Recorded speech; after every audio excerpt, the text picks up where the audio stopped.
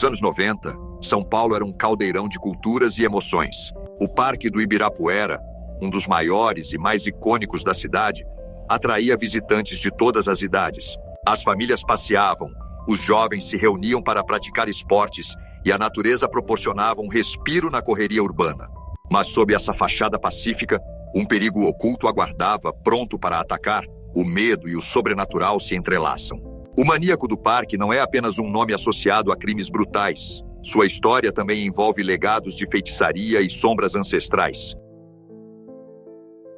Em 1997, um mistério sombrio começou a se desenrolar. Uma série de desaparecimentos de jovens mulheres começou a chocar a população. Entre elas, uma garota de apenas 18 anos, que desapareceu em uma tarde ensolarada enquanto caminhava pelo parque. Seu desaparecimento gerou a primeira onda de pânico, e logo a cidade ficou em alerta. À medida que os meses passavam, mais e mais jovens desapareciam sem deixar vestígios. Cada desaparecimento aumentava a angústia e o medo entre os moradores. Famílias devastadas buscavam respostas, enquanto a polícia tentava, em vão, resolver o mistério. Quando se aprofunda no lado sombrio de Francisco de Assis Pereira, destaca-se um curioso fato de que, em meio às árvores do Ibirapuera, existe uma lenda sobre um santuário criado por ele, o homem que se tornaria conhecido como o maníaco do parque. Ele supostamente se transformava ao passar por duas árvores centenárias, cedros que pareciam marcar a fronteira entre o humano e o demoníaco. As mulheres afirmavam que, ao cruzar esse portal, ele se tornava uma criatura diferente, uma força obscura.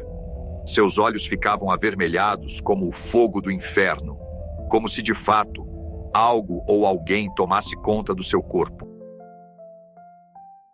Várias mulheres relataram que, quando passavam com ele por este suposto portal macabro, não era apenas um homem que ali estava, mas uma presença aterrorizante.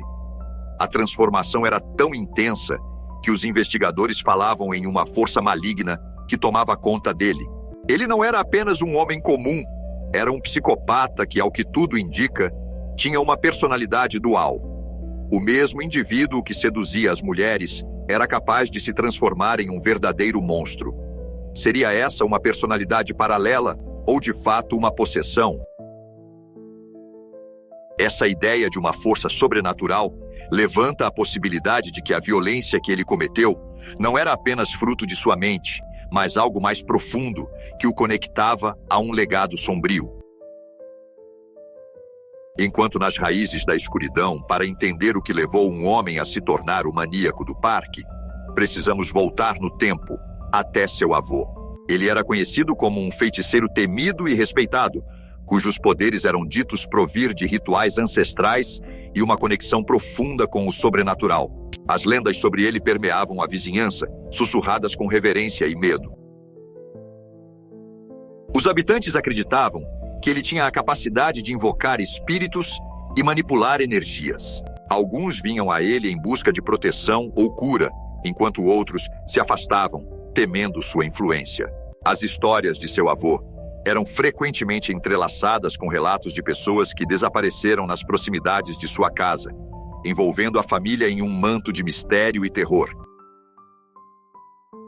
Inclusive, no histórico familiar de Francisco, o maníaco, além de perturbador, também conta com histórias de abusos e traumas que moldaram sua infância. Um tio-avô que engravidou a própria filha é um exemplo do ciclo de violência e loucura que parece ter permeado sua linhagem. O tal feiticeiro, avô de Francisco, teria avisado que aquela criança que estava por vir se tratava não só de uma força maligna, mas de algo muito pior, e que caberia à família impedir aquela gestação ou a continuidade da vida do pai-avô da criança, para que a maldição fosse de uma vez por todas interrompida, caso este que culminou com um atentado contra a própria vida deste tio-avô de Francisco. Este suposto feiticeiro estaria ligado a essa energia maligna, sugerindo que o próprio Francisco poderia estar destinado a se tornar o que se tornou por causa das sombras que o rodeavam desde o nascimento. O que podemos concluir sobre o maníaco do parque? Seria ele um produto de sua herança, das suas escolhas, ou havia algo mais sombrio em jogo? Já na conexão espiritual, a ligação com o sobrenatural não se limitava ao avô. A família do futuro maníaco do parque carregava uma herança de segredos e poderes ocultos, e isso afetou sua vida de maneiras que ele mesmo não compreendia. Desde jovem, ele teve experiências inexplicáveis, vozes sussurrando em sua mente, visões de sombras que o perseguiam. Esses fenômenos não eram apenas fruto de uma imaginação perturbada, mas uma manifestação de um legado que ele não conseguia escapar. Os relatos indicam que ele começou a experimentar com rituais e feitiçaria, buscando entender e controlar os poderes que pareciam fluir em suas veias. Mas essa busca por poder rapidamente se transformou em uma obsessão. Ele começou a acreditar que poderia utilizar esses dons ancestrais para realizar seus desejos, independentemente do custo. Em sua adolescência, sua curiosidade sobre o oculto se intensificou, levando-o a praticar rituais proibidos. Ele se sentia atraído pela ideia de sacrificar algo precioso para obter força e poder. Histórias sobre pactos com entidades obscuras permeavam sua mente, e a ideia de invocar um espírito maligno tornou-se uma obsessão. Com o que ele não contava era que os rituais que estava realizando chamavam forças que não poderiam ser controladas. A violência e o terror que ele começou a desencadear no parque não eram apenas uma expressão de sua psicopatia, mas uma consequência direta de seus experimentos com o oculto. Segundo ele, em um relato na sua audiência, é que as energias que ele invocou começaram a tomar conta de sua mente, distorcendo sua realidade e criando uma linha tênue entre o que era real e o que era sobrenatural. Com o passar do tempo, o sangue e a magia se misturavam em seu corpo, e seus ataques às jovens mulheres no parque não eram apenas crimes, mas rituais de sacrifício em sua mente perturbada. Ele acreditava que cada vida que tirava o aproximava de um poder maior, um poder que, segundo ele, era herdado de seu avô. O desejo de agradar aos espíritos ancestrais e a necessidade de sentir a energia vital das vítimas se tornaram sua nova obsessão. As mulheres que ele escolhia eram vistas por ele não apenas como vítimas, mas como oferendas. Cada ato de brutalidade era cercado de uma lógica retorcida, onde ele acreditava que estava cumprindo um destino traçado por suas raízes. O que deveria ser um lugar de paz se transformou em um altar de sacrifícios, um local onde o terror e a espiritualidade se entrelaçavam em um abraço macabro. E o que torna esse caso ainda mais perturbador é a forma como o assassino escolhia suas vítimas. Ele se aproveitava da confiança e fragilidade das pessoas, selecionando suas presas em um ambiente que deveria ser seguro e acolhedor. A forma como ele se camuflava entre os frequentadores do parque é algo que assusta. A pergunta que fica é: mas quem era esse homem que mergulhou São Paulo em terror?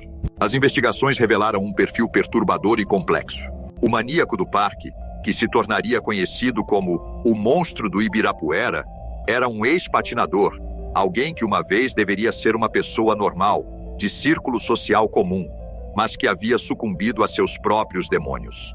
Ele era inteligente, manipulador, e tinha uma mente que operava em um nível que muitos não podiam compreender. Seu passado, marcado por traumas e fracassos, uma vida em desintegração. Ele se apresentava como um caça-talentos e oferecia ensaios fotográficos remunerados às mulheres, prometendo a chance de se tornarem modelos de sucesso.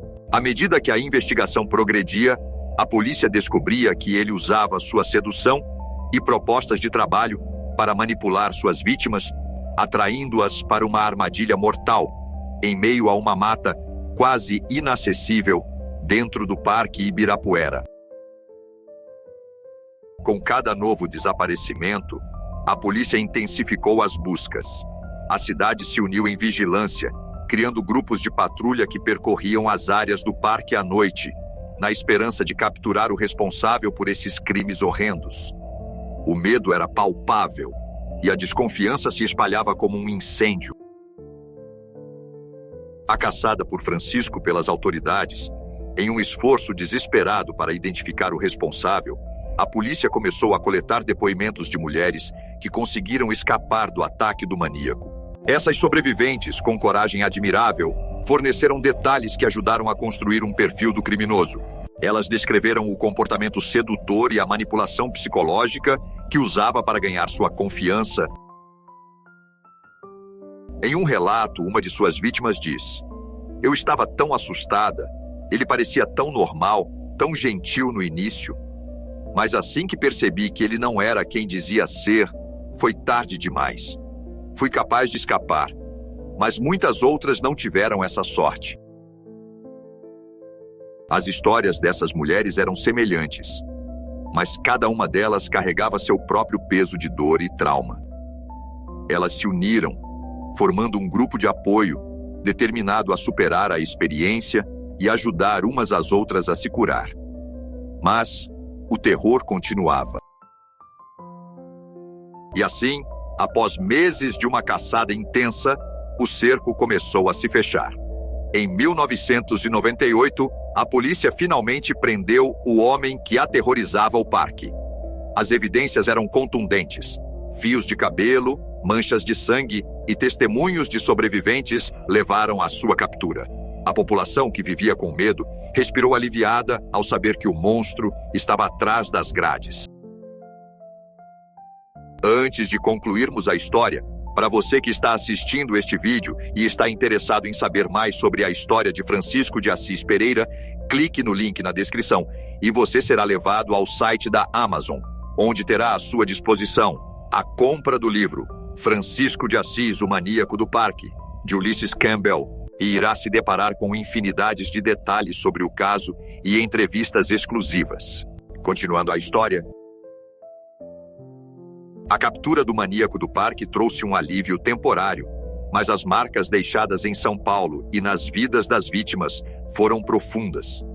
As histórias de feitiçaria, rituais e o legado sombrio de sua família permanecem na memória coletiva, uma lembrança de que o mal pode se esconder sob as aparências mais normais.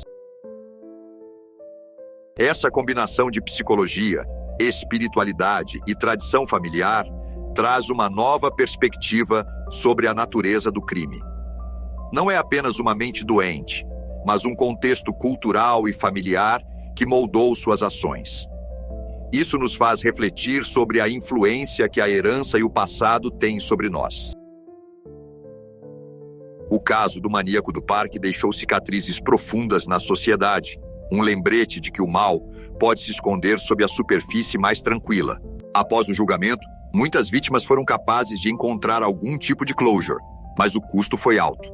O parque, que uma vez simbolizou alegria e liberdade, agora se tornara um lugar de lembrança e reflexão sobre a fragilidade da vida. Ainda que o terror tenha passado, fica em nossas mentes uma conclusão dúbia. Seria mesmo apenas um caso de psicopatia? Ou seria também o fato de raízes do obscuro e sobrenatural que pairava sobre a vida de Francisco? Os fatos sobre os crimes fora de vez desvendados pelas autoridades, mas quem teria as respostas para o lado sombrio e misterioso que permeavam uma mente doentia como a do maníaco do parque?